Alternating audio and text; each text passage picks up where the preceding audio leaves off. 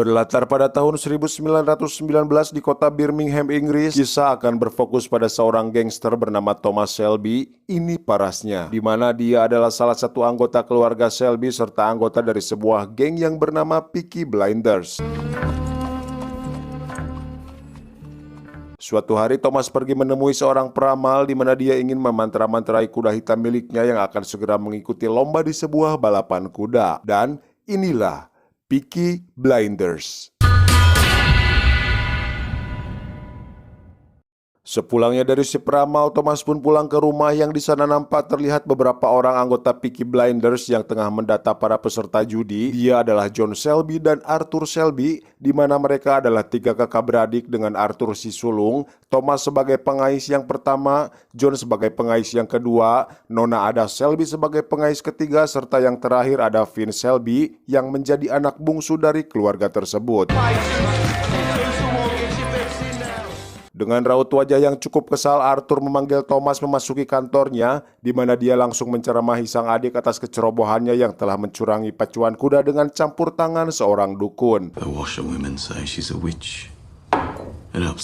Dan kemarahannya itu bukanlah tanpa alasan, melainkan dia takut bahwa pemimpin gangster bernama Billy Kimber akan mengetahui kecurangan Tommy dan membuat semua anggota keluarganya dalam bahaya. You think we can take on the Chinese and Billy Kimber? Dengan santai Thomas mengatakan bahwa dia sudah memikirkan segala kemungkinan yang akan terjadi dan sudah menjadi tugasnya untuk berpikir sehingga Arthur tidak perlu cemas dengan pikiran yang sudah dipikirkan oleh Thomas. Serasa diremehkan oleh adiknya, Arthur pun meminta Thomas untuk datang jam 8 malam nanti karena akan diadakan pertemuan keluarga untuk mendiskusikan hal tersebut. I'm calling a family council tonight at 8 o'clock.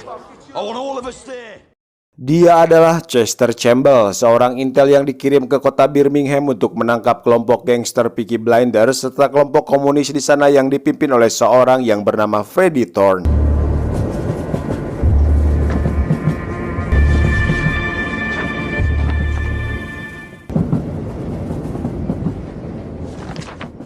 Di sebuah bar terbesar di Birmingham, ketika Thomas hendak membeli bir, tiba-tiba dia didatangi oleh Freddie yang memberikannya informasi bahwa Birmingham akan kedatangan seorang polisi untuk menangkap mereka berdua. Dan ternyata alasan kedatangannya bukan tanpa alasan, melainkan untuk menangkap pelaku pencurian yang berskala nasional. A robbery of national significance, he said. Ketika mereka tengah asik berbincang, tiba-tiba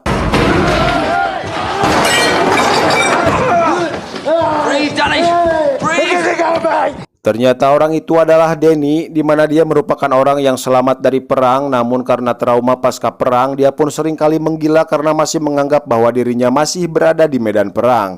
Go on. Bring the bill to the Peaky Blinders. We'll take care of it. Malam harinya rapat keluarga pun dimulai dengan didatangi oleh seluruh anggota keluarga Shelby dengan seorang wanita paruh baya bernama Polly yang menjadi kepala keluarga Shelby tersebut. Sedikit penjelasan bahwasannya Polly merupakan bibi dari Arthur dan saudara-saudara yang berperan sebagai kepala keluarga Shelby sekaligus ketua dari geng mereka, Peaky Blinders. In that pub, there was a copper. Handing out things. Di sana Arthur yang menjadi kakak tertua pun membuka rapat dengan menjelaskan bahwa dia mendapatkan informasi terkait polisi yang sedang merekrut anggota baru untuk membantunya membersihkan organisasi IRA yang berada di Birmingham. Hal itu pun membuat ketakutan dalam diri Arthur jika para polisi akan mengganggu dan membuat Peaky Blinders dalam bahaya. So this copper's gonna leave us alone, right?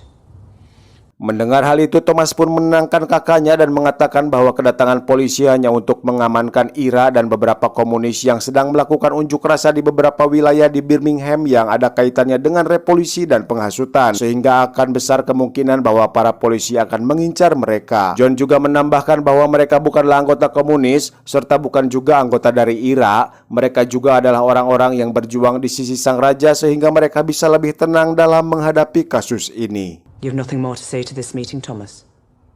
No.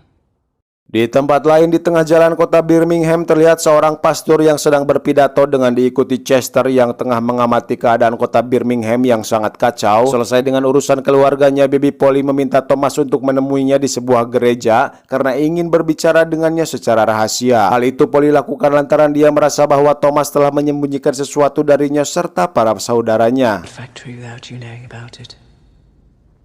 Speak. Setelah mendapat desakan yang sedemikian rupa, Thomas pun akhirnya bicara, di mana dia melakukan sebuah kesalahan bersama anak buahnya, yang mana ketika Thomas meminta anak buahnya menjarah sebuah ekspedisi untuk mencuri 4 buah sepeda motor berbahan bensin, mereka malah mengambil peti yang salah, di mana isi dari peti tersebut merupakan kumpulan senjata militer dengan 25 senapan mesin Lewis, 10.000 butir amunisi, 50 senapan mesin semi otomatis, serta 200 pistol yang lengkap dengan pelurunya. Mendengar hal itu, Bibi Polly pun terlihat sangat marah dan meminta Tommy untuk segera membuangnya saat itu juga. Namun karena malam ini merupakan bulan purnama, maka Tommy pun hanya menjanjikan bahwa dia akan membuangnya setelah malam bulan purnama berkurang, dengan alasan untuk menjaga agar tidak ada orang yang menyadari dan mencurigai hal tersebut.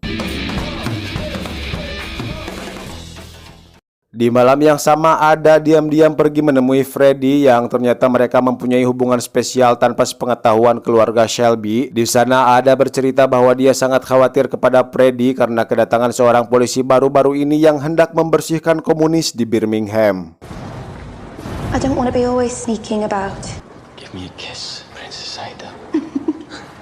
Esok harinya di kota Birmingham, tepatnya di salah satu bar favorit Thomas, datanglah seorang wanita cantik bernama Grace. Ini parasnya, di mana dia berniat untuk melamar pekerjaan di bar tersebut setelah mengetahui bahwa di sana sedang membutuhkan seorang pegawai. Namun di sana si pemilik bar mencoba untuk menolak Grace lantaran dia sangat cantik dan terlihat baik, di mana hal tersebut akan sangat membahayakan dirinya lantaran lingkungan di sana bukanlah sebuah tempat yang cocok untuk Grace. Dengan sikap yang cukup keras, Grace tetap ngotot untuk bekerja di sana, sehingga si pemilik bar akhirnya mau menerimanya untuk bekerja di bar tersebut. Well, I hope you know a lot of songs. Di tempat lain, Campbell yang menjadi kepala polisi baru di kota Birmingham langsung mengadakan briefing untuk membeat seluruh anggota polisi di sana, di mana dia sangat kesal lantaran mereka menerima suap dari Peaky Blinders dan menyebabkan Birmingham menjadi kota yang sangat kacau dan merupakan sarang dari para penjahat. Rotted upon like animals, the vicious, merciless gangs. Untuk mengantisipasi hal tersebut, dia pun membawa beberapa anggota kepercayaannya ke sana dan mulai mengadakan sistem ranking, di mana ranking tersebut akan menjadi penentu apakah mereka layak meneruskan pekerjaannya sebagai polisi atau tidak. God help those who stand in our way. Malam harinya ketika Arthur tengah menonton acara teater bersama 2 orang wanita, tiba-tiba ya, ternyata dia diciduk oleh Campbell dan anak buahnya, di mana di sana dia dipukuli oleh Campbell untuk mengakui sesuatu yang tidak dia lakukan sama sekali. Di sana Campbell meminta Arthur untuk mengakui sebuah pencurian senjata militer yang tanpa mengetahui apapun, Arthur hanya mengatakan bahwa dia tidak tahu apa-apa tentang hal tersebut dan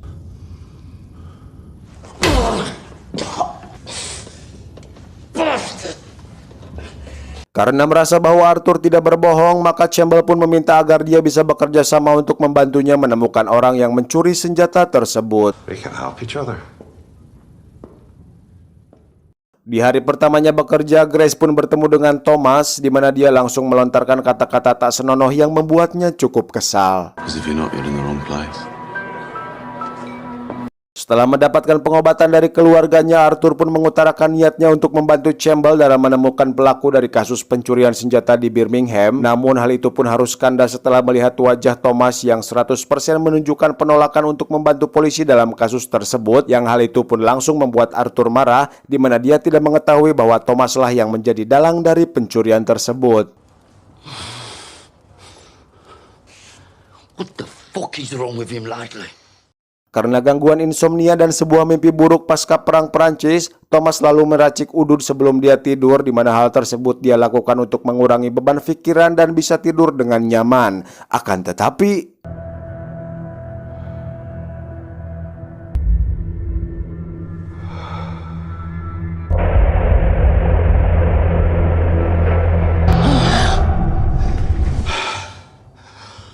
sama seperti sebelumnya, Danny tiba-tiba mengamuk di tengah kota, yang kali ini dia tidak sengaja membunuh salah satu orang Itali dan membuat beberapa saudaranya marah. Sementara itu, Campbell bertemu dengan atasannya di stasiun kereta, di mana dia dipaksa untuk segera membereskan pekerjaannya secepat mungkin sebelum pihak kerajaan turun tangan dalam kasus tersebut. We chose you because you're effective. Malamnya Thomas mendapatkan sebuah ide alternatif tentang pembuangan senjata pemerintah, di mana dia tidak jadi membuang senjata itu melainkan mengamankannya di tempat yang berbeda. Meski hal tersebut sempat menuai kontroversi dari sahabatnya, namun karena Thomas meyakini bahwa ini adalah ide yang bagus, maka sahabatnya itu pun tidak bisa menolak meski dia sendiri tidak menyetujui hal tersebut. When the boat leaves your yard, it's no longer your concern. That's the way of the world.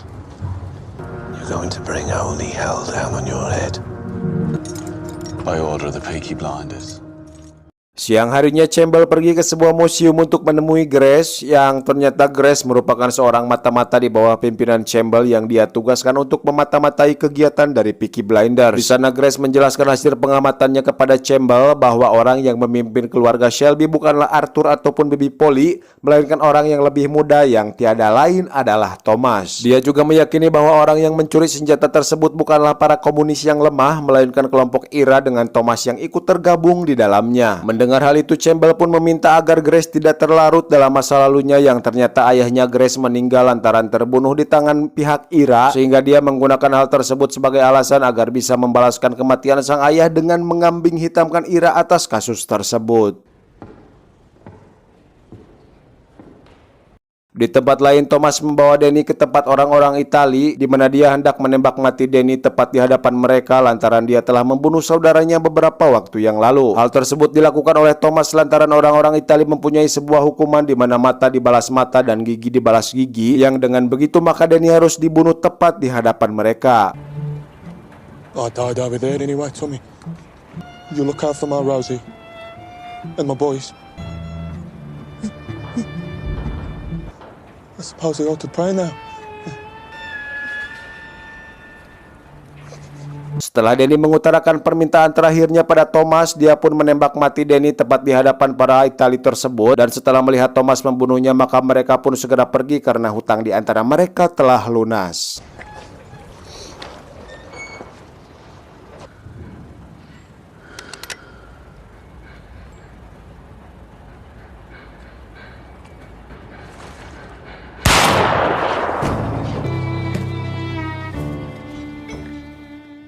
Sepulangnya ke rumah, Thomas langsung disambut dengan bentakan dari Arthur lantaran kuda milik Thomas berhasil memenangkan pertandingan dan akan memancing Billy Kimber untuk menuntut balas akan hal tersebut. Dengan tenang, Thomas menjelaskan bahwa dia memang sengaja melakukan hal itu agar kabar tentang kemenangan kuda ajaib bisa tersebar luas ke seluruh penjuru Birmingham, dan dia akan merencanakan kemenangan kedua agar beberapa wilayah di sana bisa bertaruh kepada kuda mereka, dan setelah seluruh Birmingham bertaruh pada kuda mereka di pertandingan yang ketiga maka kuda tersebut akan kalah sehingga mereka bisa meraup keuntungan dengan kekalahan tersebut. Of the whole of Birmingham betting on it. £1,000 bet on the magic horse. Mendengar jawaban itu, Arthur hanya bisa terdiam tanpa kata dengan kekecewaan yang sangat dalam setelah adiknya mengalahkan dirinya dalam urusan kecerdasan. Think about it.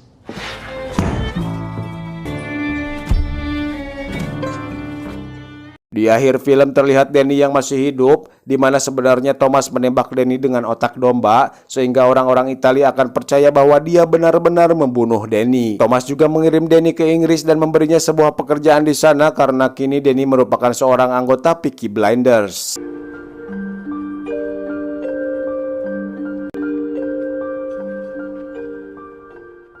Bersambung, ending yang sangat membagongkan.